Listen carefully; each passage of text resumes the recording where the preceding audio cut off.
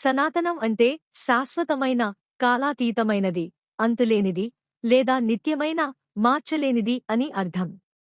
ధర్మం అంటే నైతిక జీవన విధానం అని అర్థం.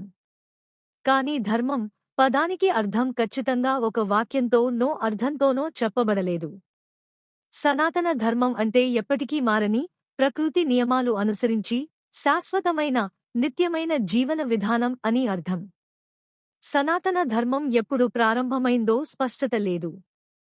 కాని నామకరణం చేయని, సహజ సిద్ధమైన ధర్మాన్ని పాటించేవారు ప్రాచీనులు. వేదాలు ఎంత ప్రాచీనమైనవో, వాటికంటే అత్యంత ప్రాచీనమైనది సనాతన ధర్మం. సనాతన ధర్మం అనే పదం వేదాలలో స్పష్టంగా ప్రస్తావించబడలేదు కాని ధర్మం, చట్టం, విధి, దానం అనే భావన వేదాలలో వివరించబడి ఉంది. భగవద్గీతలో కూడా శ్రీకృష్ణుడు అర్జునునికి ఏది ధర్మమో, కర్తవ్యమో, ఏది అధర్మమో అన్న ప్రకృతి ధర్మాలను విస్తృతంగా వివరించాడు.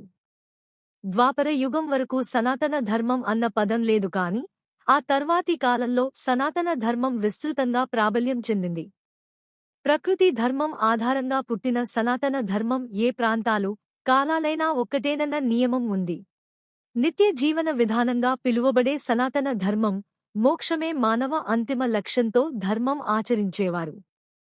ప్రాచీన కాలంలో సనూతనీకులు పూజ, యోగా మరియు ధ్యానం వంటి అభ్యాసాలు ఆచరించేవారు.